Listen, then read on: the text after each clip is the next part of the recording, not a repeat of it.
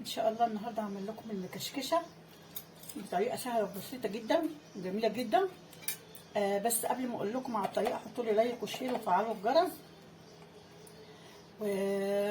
واللي بيكلمني من بلاد يقول لي منين، علشان انا ببقى مبسوطه وهم ما بيكلموني. يا ريت يعني اللايك والشير وفعلوا الجرس يا جماعه، فعلوا الجرس. يلا بينا على الطريقه. بصوا جميله ازاي، بصوا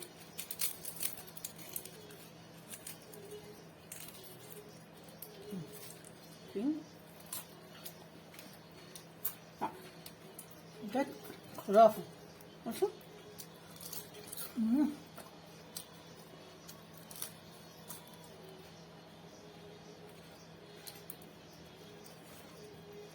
بجد جميله جدا.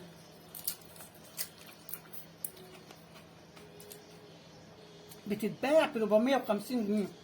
وليه طب ما انا اعملها في البيت واخلي ولادي ياكلوا منها ويشبعوا، تبقى حلوه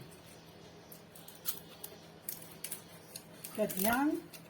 لا بجد جميله قوي.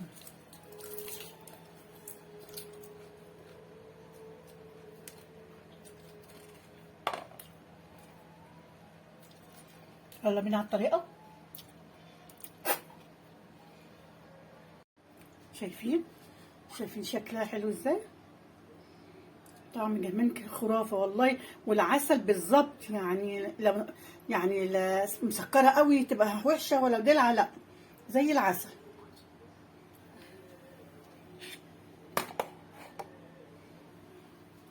شايفين المكشكشه بتاعتنا اهي.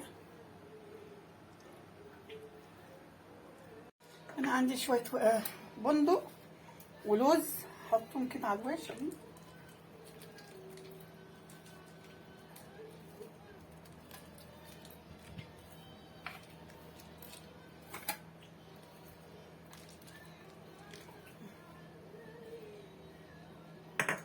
كفايه كده.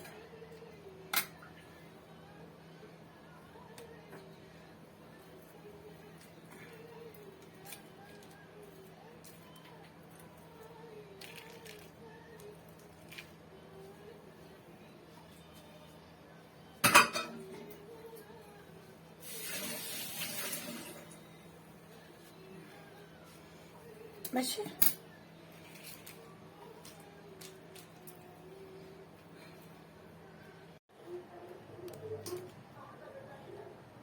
اول حاجه هنعملها، حطيت هنا كوبايه ميه نحط عليها ايه، كوبايه سكر.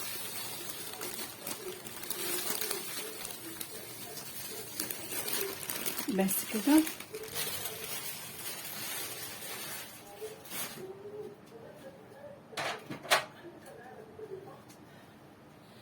ونفتح النار بقى، نخليهم على النار. نعمل اول حاجه العسل. العسل بيبقى خفيف يا جماعه، العسل بيبقى خفيف. و يعني كوبايه سكر على كوبايه ميه، وما يبقاش تقيل. وبعد كده هنحط نص ليمونه،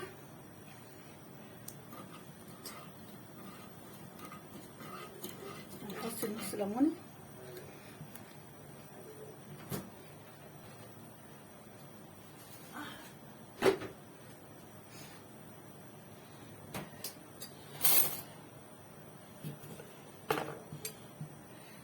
لما يغلي، ده اول حاجه نعملها في المكشكشه. لما يغلي بقى نروح ايه، حاطين عليه الفانيليا ونركنه ونبتدي نعمل حاجتنا بقى. كده اتعملت الشربات، اتعمل بيبقى كده بالظبط، مبقاش تقيل. هنعمل بقى الكريمه بتاعتنا. انا الكريمه المفروض 3 معالق كاستر على نص كيلو لبن.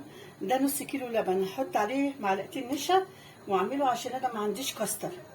اللهم صل على النبي. عايزه تحطي سكر حطي، مش عايزه انا هحط معلقتين صغيرين سكر. ليه بقى؟ عشان انا بحب الحاجه مسكره.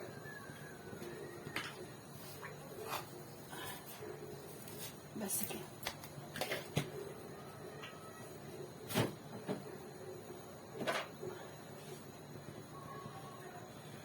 وهحط عليهم النشا اهو. انا حطيته في شويه ميه. ليه؟ لان انا عشان اللبن هنا سخن، فاضطريت ان انا اعمل شويه ميه كده.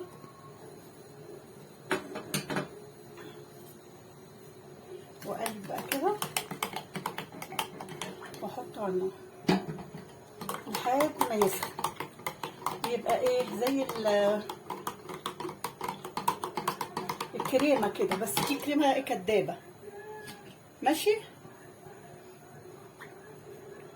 نقعد نقلب فيه وما تخلوش تخين قوي ولا رفيع قوي، يعني معقول حلو علشان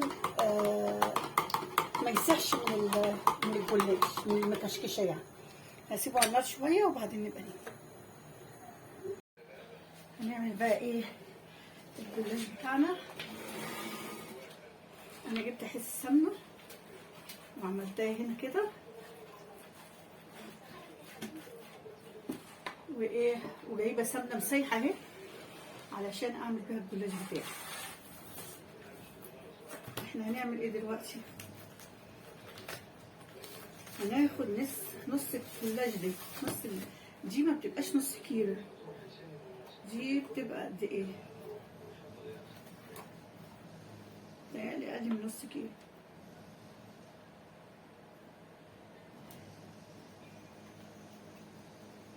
مش عارفه.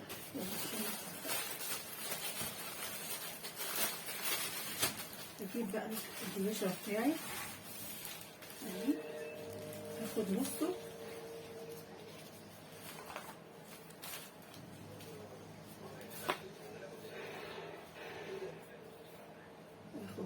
كده،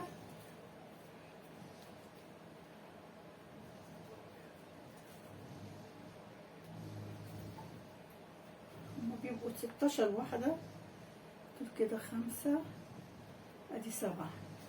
وهناخد النص التاني ده هنشيله نحطيه تلفيه تاني احسن ايه يطلع ينشف منك، واحنا مش عايزينه ينشف.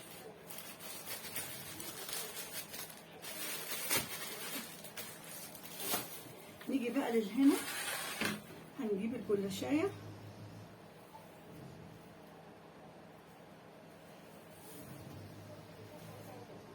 ونعمل حيطه علشان لما نعمل البتاع اسمه ايه ده، الكريمه او الكاستر. لو كان عندك كاستر حطي الكاستر بدل النشا، ما عندكيش كاستر حطي ايه معلقتين نشا بس. ايه نحط، بصي النشا مش كله زي في كل حته، فممكن يكون ايه عندك النشا كويس. يعني انا ساعات اجيب نشا الاقيه كله دقيق كله سكر، فتلاقيني باخد منه كتير، يعني مثلا مش زي ما زي المقدار المعين، لا.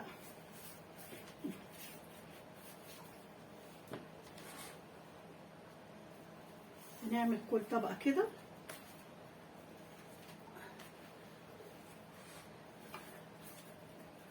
زي ما قلت لكم، اعملوا لها جناب علشان لما نحط الكاستر او المهلبيه بتاعتنا ما تخرجش بره. وانا كويس الجلاش على قد الصينيه بالظبط. انا عندي صينيه كبيره ورفها يعني الارتفاع بتاعها رفيع صغير، بس ايه كبيره، يعني عايزه مثلا بتاع ايه 2 كيلو او ورقتين بتاع ده،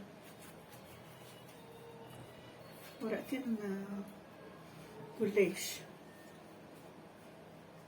احنا بنحط الطبقه دي لتحت عشان الطبقه دي هي اللي هتمسك المكشكشه، يعني لما تيجي تطلعيها تبقى مطلعه حلوه مكشكشه فعلا. لما اجي احط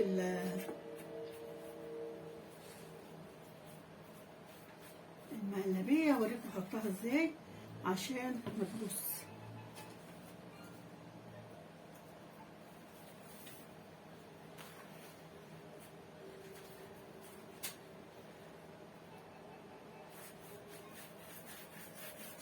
انا ما عملتش المهلبيه وقفلت عليها. ليه بقى؟ لان المفروض تتحط سخنه، ما تتحطش بارده. لو انت عملتيها وركنتيها هتكلكع، لكن لازم تعمليها وتروحي حطها في الصينيه على طول. الورقه الاخيره دي بقى ايه؟ مش هنعمل فيها مش هنعمل لها سمنه. ليه؟ لان هنحط الكسر عليها. انا هغطيها كده عبال ما اقوم اعمل الكسر المهلبيه بتاعتي.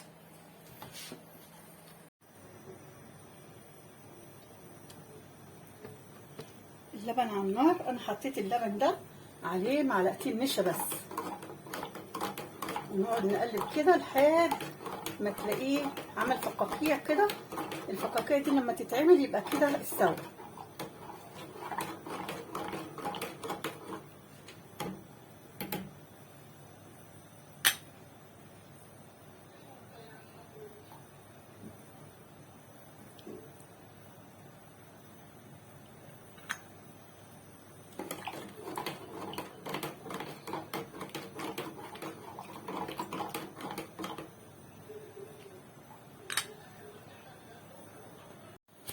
وادي كيس الفانيليا احطه بقى ايه على العسل بتاعي.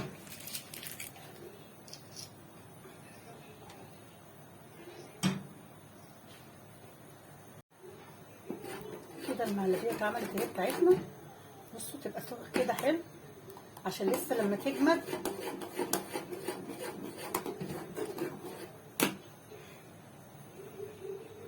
بصوا عملت بقليله اهي. يبقى كده اتعملت المهلبيه بتاعتنا. نيجي بقى ايه نقفل عليها.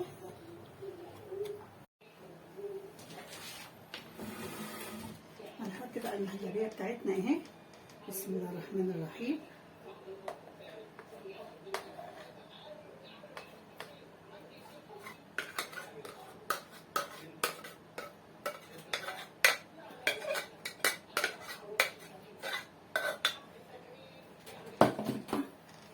نعملها كده بس ما تجيبهاش على الاخر، هنا على الاخر، عشان انا عامله هنا ايه شفه كده.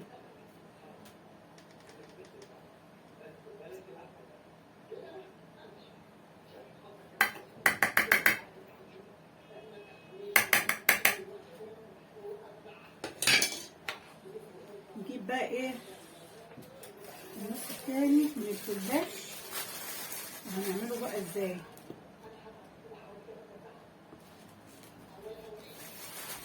نعمله مكشكش بقى. انا عندي الجلاش حلو يعني مقاس الصينيه.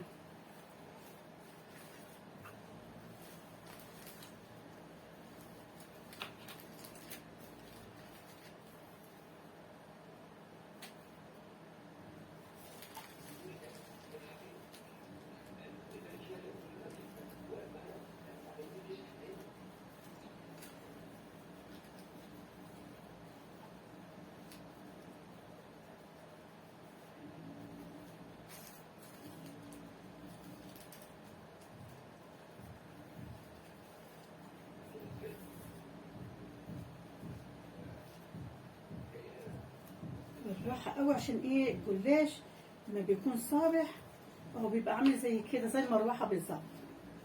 تروحي حاطاها كده.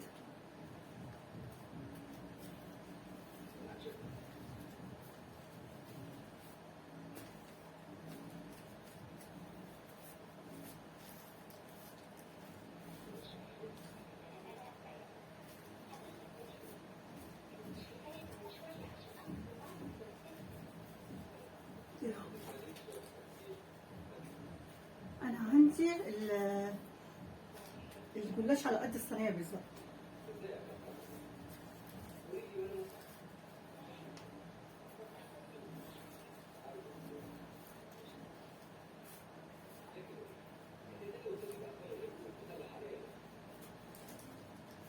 انا مش عايزه اعمله زي ما بيعملوه ورا بعض كده. ليه؟ لان هينقطع.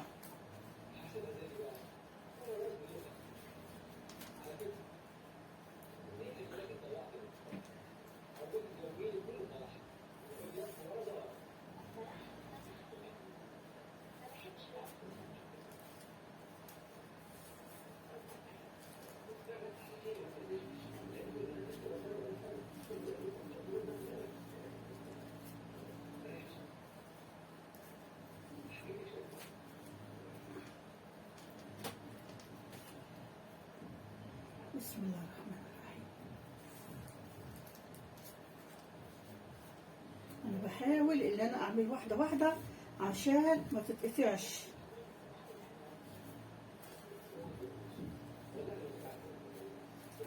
زي المروحه، زي ما كنا زمان بنعمل مروحه كده في الورقه واحنا قاعدين في المدرسه، كنا ايه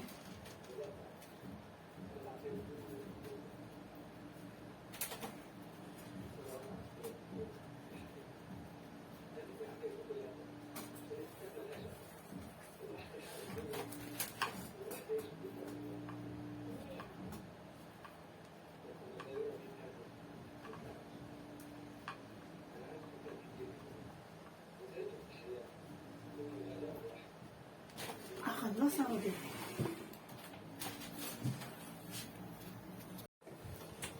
انا فاتحه الفرن على ايه، على درجه 200 فوق المتوسط شويه. انا كده خلصت المكشكشه بتاعتنا اهي. هاجي بقى بالسمنه، مش هكب، لا كده كده، دخلي ما بين الصفوف كده.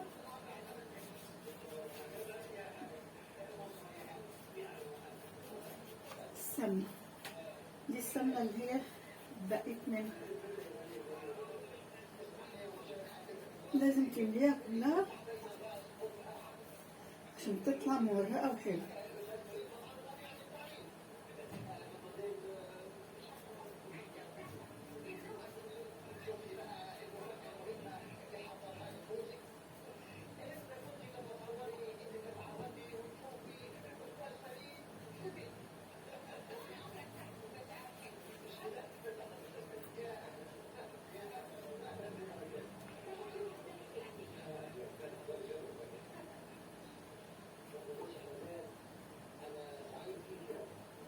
هنحطها على الرف اللي في الشبكة من فوق، وكل شوية تبص عليها.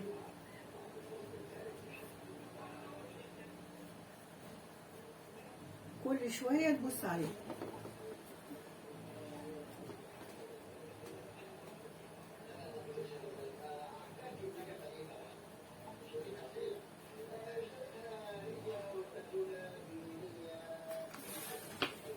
ايه رأيكم؟ احطها بقى في الفرن. تحمر، احمرت من غير ما افتح الشوايه كنبي. ما احمرتش، ومحتاجه ان انا افتح لها الشوايه، افتح لها الشوايه.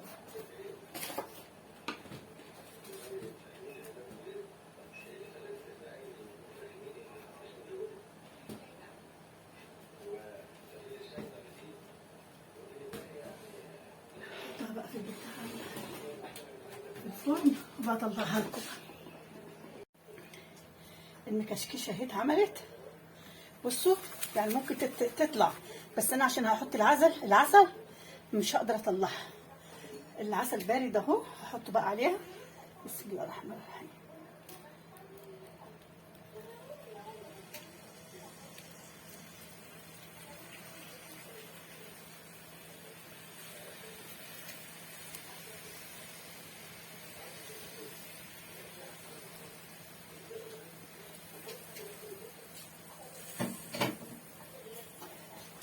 انا حطيت عليها العسل، هخليها بقى لما ايه تتشرب، وبعدين اقطعها وتبرد، عشان لو قطعتها وهي دلوقتي كده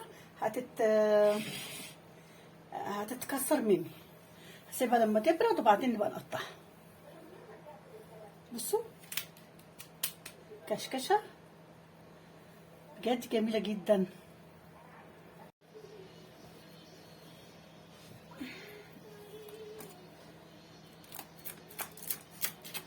بجد يعني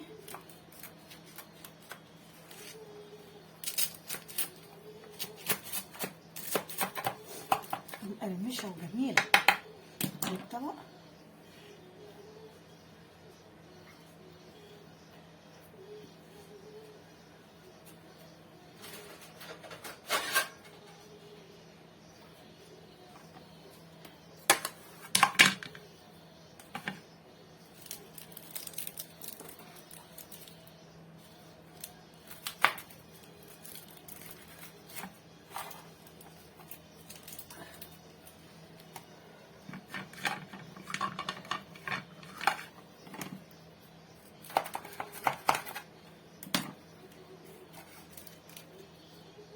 شايفين؟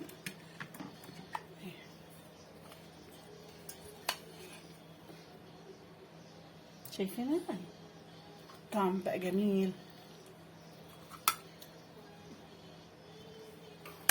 بصوا الصينيه مش ملزوقه ولا فيها اي حاجه.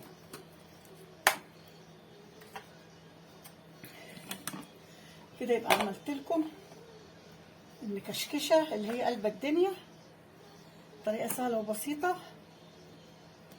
السلام عليكم ورحمه الله وبركاته.